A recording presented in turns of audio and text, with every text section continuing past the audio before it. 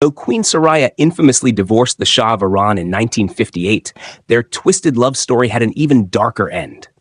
The pair never stopped loving each other, but they were more star-crossed than Romeo and Juliet. Years after the split, the Shah was on his deathbed when Soraya sent him a letter. It ended in a more horrific tragedy than either could have imagined.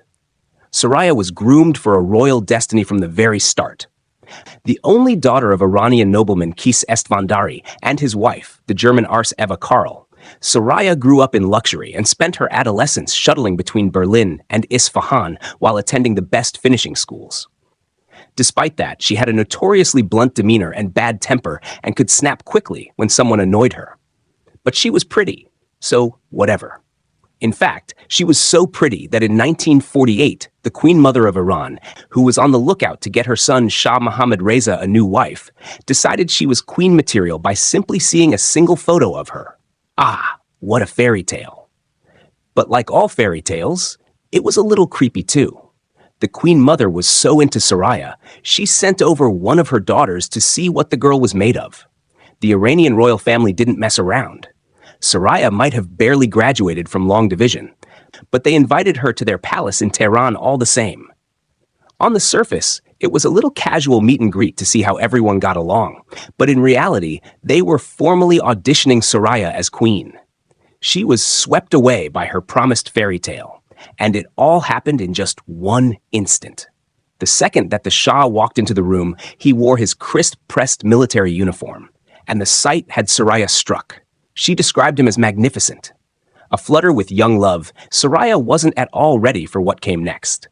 If she was googly-eyed over the Shah, the feeling was more than mutual. He was completely obsessed and was ready to propose there and then. But his red flags were there from the beginning. For one, Mohammed was firmly in his 30s and over a decade older. Secondly, her new in-laws were notoriously dysfunctional.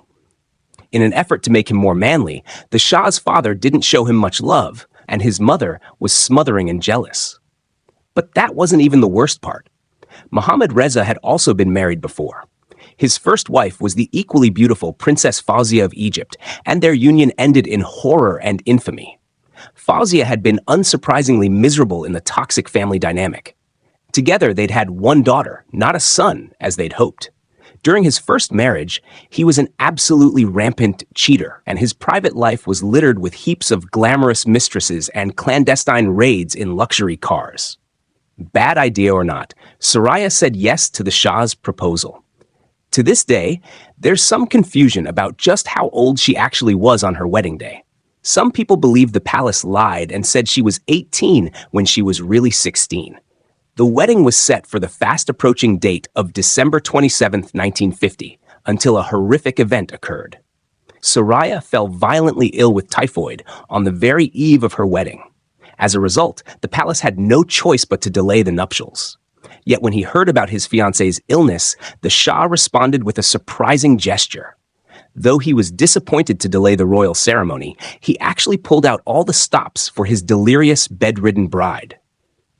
It's said that he came to Soraya's bed every day for the entirety of her sickness just to place a jewel on her pillow. What a player. For all his kind understanding and pillow jewels, the Shah and his family really wanted to get this wedding moving, so much so that they reset the date to just 6 weeks later. Was it a case of being so in love he couldn't wait, or did the Shah just really want a male heir ASAP? In any case, it was much too soon, and Soraya paid a high price. Soraya, who was still pretty much a child, don't forget, was nowhere near well enough to walk to the altar. When the time came on the morning of her wedding, she was so weak that she could barely stand. Did this stop the Shah? No. Today, Queen Soraya's wedding dress is an iconic part of fashion history. Designed by Christian Dior, the silver lame gown was a pearl-studded confection trimmed with marabou feathers. Yet, what most people don't know is that Soraya's chills were so intense, she had to wear a wool vest and socks under her finery to stop her from shaking. The lavish dress weighed an astonishing 66 pounds, and the ailing and underdeveloped bride nearly collapsed under its weight. It got so bad that even the Shah had to take notice. Minutes before they walked down the aisle, he cut off the dress's train just to make sure his queen could make it through the ceremony. But they did. and they were desperately in love with each other. But then Soraya's dark side came out. When she was in a good mood, no one could be sweeter or more charming. But if you crossed her, you better watch your back.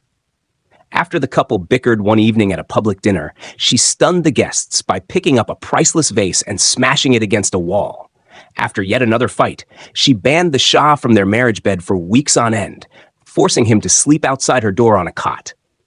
These events sent tongues wagging, but it's likely no one even knew about their biggest issue. Soraya definitely brought out the Shah's fiery side, as their many fights attest to, but even her youthful anger couldn't change the Shah's reserved ways.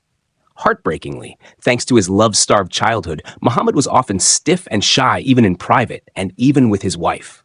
With all the pressure and dysfunction, Soraya began to rebel. Today, Queen Soraya's beauty and elegance have made her an icon, but that doesn't mean she was a good queen. In fact, for all that she was in love with the Shah, there wasn't much else about being the ruler of Iran that she liked. Soon enough, she disdained royal customs, often refused to wear formal clothes, and shirked her boring duties. Unsurprisingly, this backfired on her. The Shah might have thought the world of his new wife, but pretty soon his court had different ideas. They were already suspicious of her European heritage, so her royal tantrums and less than stellar devotion to the throne earned her the scornful nickname, "that German woman." And they sure didn't like what they saw next. In the 1950s, Queen Soraya was embroiled in yet another scandal, this time on an international scale. Visiting friends in America, she water-skied in Miami while wearing a revealing bikini. It was an absolute catastrophe at the conservative palace, and the photo was even banned in Iran. This may have been the point that the family started plotting against her. The Shah's first wife had already had very icy relations with her in-laws, so it was no surprise when Soraya didn't warm to them either. But their cruelty toward her was unprecedented. They were straight up awful and began to get jealous of the Shah's devotion to his wife. But Soraya had her own jealousy issues, and they were about to get out of control. Although Muhammad didn't have his coveted male heir yet, he did have his daughter, Princess Shahnaz, from his previous marriage. With her in-laws constantly accusing her of stealing the Shah's love, Soraya went and made the exact same accusation to Princess Shahnaz, who, by the way, was only 8 years younger than her. She hated whenever the girl was around and felt she took too much of her husband's attention. But this disdain for Shahnaz may have come from a fear about her own ability to have children. After all, one of her main duties as queen was to give the Shah an heir, and yet 3 years had passed without a pregnancy. With a sense of dread, the Shah asked Soraya to travel to America for a top-notch medical checkup. Incredibly, the initial news was good. Doctors in New York claimed that the stress of the past few years had made it difficult for her to get pregnant. But there was nothing to worry about when it came to fertility. Tragically, however, this wasn't to be the last word. The couple still had a bad feeling that just wouldn't go away, so they traveled to Boston for a second opinion. The results were devastating. Their worst fears were confirmed. Soraya was indeed infertile and would never be able to bear an heir. It was shattering news. The royal marriage had already been strained, but Soraya's fertility issues made the situation nearly unbearable. By 1954, the couple was on the brink of collapse. Their arguments grew louder and more frequent as they struggled to find a solution to their predicament. But that October, they moved even closer to disaster.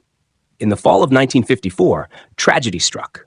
The Shah's brother, Prince Ali, tragically died in a plane crash at just 32 years old. The need for a male heir to succeed the Shah became more urgent than ever. Desperate, Soraya embarked on one of the most grueling periods of her life. Since her infertility diagnosis, she had undergone numerous tests and treatments in an attempt to conceive. After Prince Ali's plane crash, she subjected herself to even more, but nothing seemed to work. During this difficult time, Soraya received no support from her in-laws. In fact, they were cruel. Still envious of Soraya, they began to turn the screws on her. They used the tragic situation to try and manipulate the Shah into divorcing her. It was almost the end of the road for Soraya, but there was still one more option. By 1957, 4 years after her infertility diagnosis, it was becoming obvious that the treatments just weren't working. The Shah's advisors began to push him toward divorce, but the Shah had one final card to play. He suggested that Soraya remain his wife and queen while he took on a second wife who could bear him an heir. But as shocking as the proposal was, Soraya's reaction was even more so. For all her stubbornness, she loved the Shah too much to share him with anyone. She coldly refused the offer, and so the Shah was forced to make his choice. He chose the throne over Soraya and issued a formal request for divorce. The emotional toll was enormous. When the Shah broke the news to his wife, she was so distraught she sobbed uncontrollably into his arms. He was equally heartbroken, and they swore their love for each other one last time. On March 14, 1958, the Shah and Queen Soraya officially divorced. It wasn't long before Soraya's worst nightmare came true. The Shah had to remarry to continue his line, and in 1959, he married the beautiful Farah. Farah quickly succeeded where Soraya had failed. Within 2 years, the new queen bore a son, Reza, who ensured the line of succession. It was too much for Soraya to take. With Farah in the picture, Soraya fled Iran and sought to build a new life for herself far from the memory of her ex-husband. She retreated to Switzerland for some much-needed solitude. While it gave her the peace she needed, it also meant her heart hardened to her old home, and she didn't return to Iran for 20 years. Despite being divorced, Soraya still retained her powerful beauty, and it wasn't long before it began to open doors for her again. She quickly became a European jet-set darling, making new friends with royalty and attending countless galas. She was often photographed next to handsome suitors, including the likes of Senator Robert Kennedy. For a time, she found her solace in the flashbulbs of the cameras. But this was only the beginning.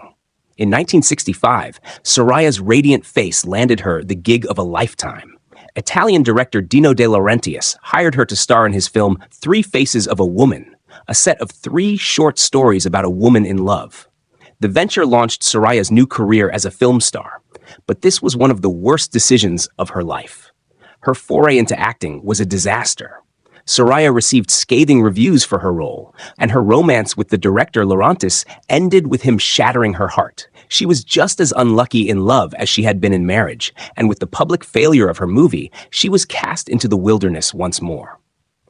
The good times for Soraya ended almost as quickly as they began. Before long, she became a figure of scandal rather than admiration. The Vatican condemned her film as indecent, while gossip columnists reveled in reporting the sad, frivolous details of her life. Eventually, her name faded from the headlines. Although the rest of the world was losing interest, Soraya still had devoted followers, and one of them was the Shah. Despite the collapse of their marriage, the Shah always loved Soraya and reportedly kept a photograph of her by his bed until the day he died. When Soraya learned of this, it shattered her. In 1980, Soraya's story took a tragic turn. That year, the Shah of Iran was on his deathbed, suffering from terminal cancer. He knew his time was short and was feeling incredibly lonely. Heartbreakingly, he reached out to Soraya and asked her to visit him. By the time Soraya sent her response, it was too late. The Shah passed on July 27, 1980, with Soraya's love letter lying unread beside him. The final years of Soraya's life were deeply sad. With the Shah gone, her family fractured, her country in revolution, and few loved ones remaining, she lived in solitude. In 2001, Soraya passed away alone in her Paris apartment at the age of 69, the same apartment the Shah had bought for her. She had lost the man of her dreams forever. Soraya's life was a story of love, loss, and enduring tragedy. From the heights of royalty to the depths of personal despair, her journey was marked by moments of both incredible joy and profound sadness. Despite the many challenges she faced, Soraya remained a symbol of grace and resilience.